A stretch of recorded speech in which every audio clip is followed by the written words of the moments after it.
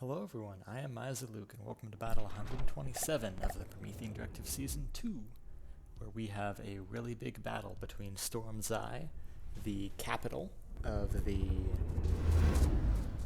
Sandsorom Horde, and a coalition attacking them, primarily the Dust Bunnies. This is maybe the biggest battle of their war, certainly probably the biggest amount of Sandstorm forces deployed in a single battle. They've got some medium forts, some Tiamats, the airborne things, and then those black and red tanks you'll see are from a part of the bunny lore and have been provided to Sandstorm to fight on their side as part of the evil forces of Damien.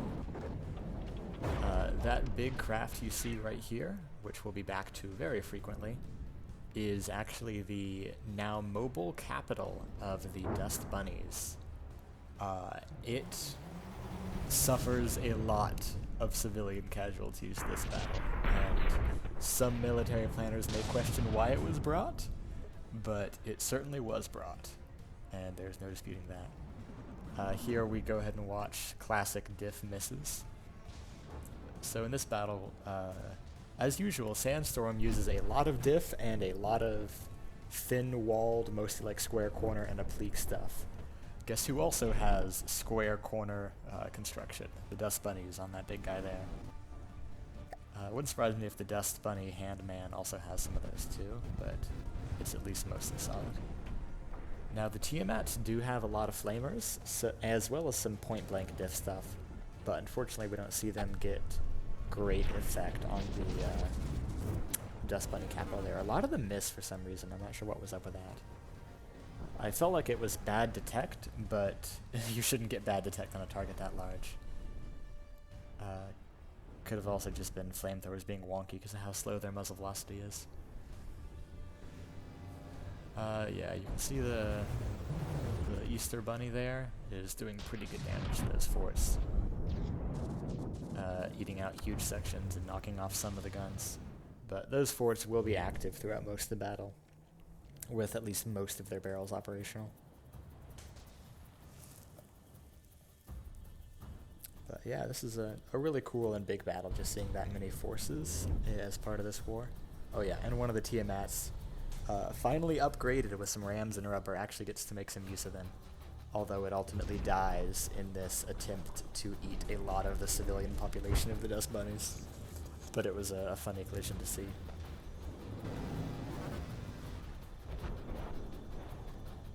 Yep, for most of the battle you'll see the lasers on that thing going after really distant gnats and maybe the Helion from the Helion burrows.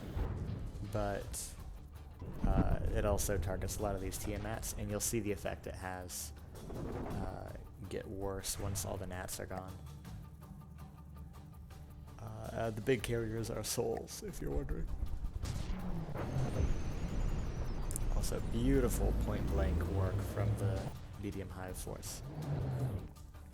It's just too bad they can't get more hits like that in, because that El Mirage will end up causing a lot of struggle for the Sandsorom Horde in this battle.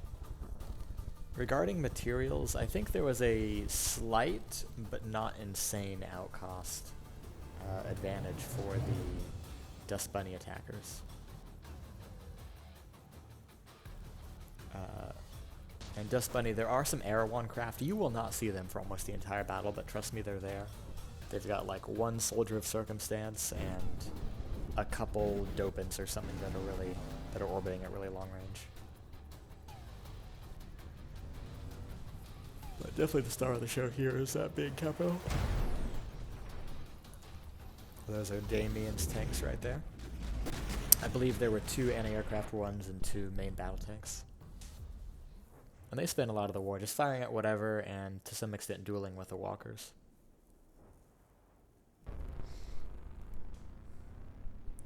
But yeah, you can see the damage is pretty bad to this guy here. Which would make you not happy to be a civilian on it. We did do some rolls after the battle and found that the civilians are very good at hopping away from damaged sections. but that the craft is made out of like 1/8 inch or like 1 centimeter thick aluminum, and is therefore like super vulnerable and terrible to have for protection. But the bunnies can hop away from damage, so they're fine. I think they only lost like 8 million people in this battle, which is not good, for the record. That is a much higher civilian casualty rate than most battles. But hey, that's what you get for bringing your capital into a war with a devouring horde.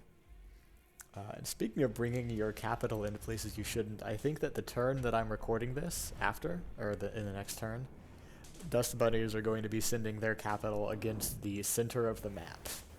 Which, you know, you gotta appreciate a bold move like that. It will eat multiple mass driver rounds, I suspect. Oh yeah, check this out. That thing has 20,000 alloy square corner 4 meter.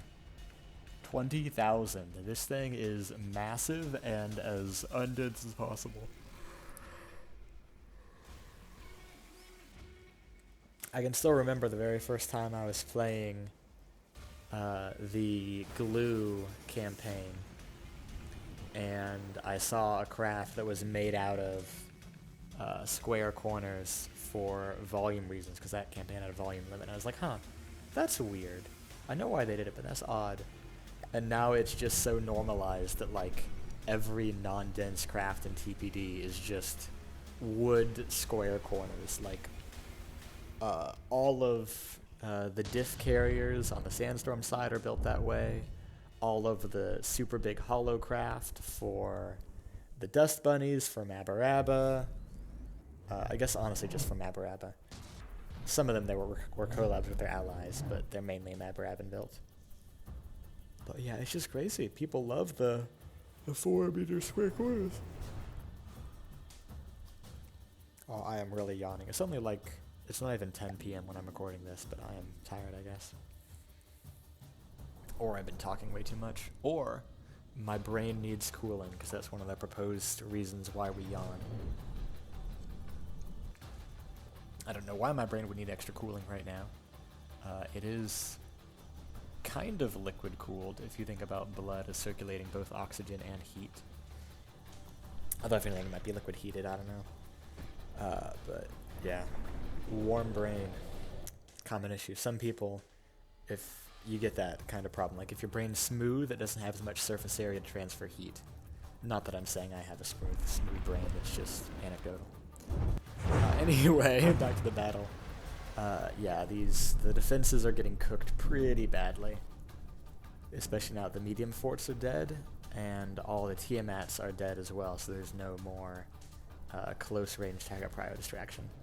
The lasers can just go after whatever, and tear into the defenses, and then tear into the long range souls, which are looking pretty dire. That one is getting sliced to pieces, and the other one at long range is only doing slightly better. It is also in pieces because it's literally made out of wood square triangle corners and a pleak. Meanwhile, looking at this guy, they're a Romoligus, I think. You can see massive sections with holes in them. And we're just kind of estimating, oh yeah, this is bad for the civilian population. But fortunately, the battle is almost at an end, and the population will be spared any further harm as we bring this one to a close. I actually thought it was going to end right there, but we've got a little bit longer. That 2 damage was for something else. Yup, so we're just here now. Enjoy listening to the sound of my voice as I stall another 10 seconds before this thing gets too damaged. There we go. And I end this clip. Thank you all for watching. Bye.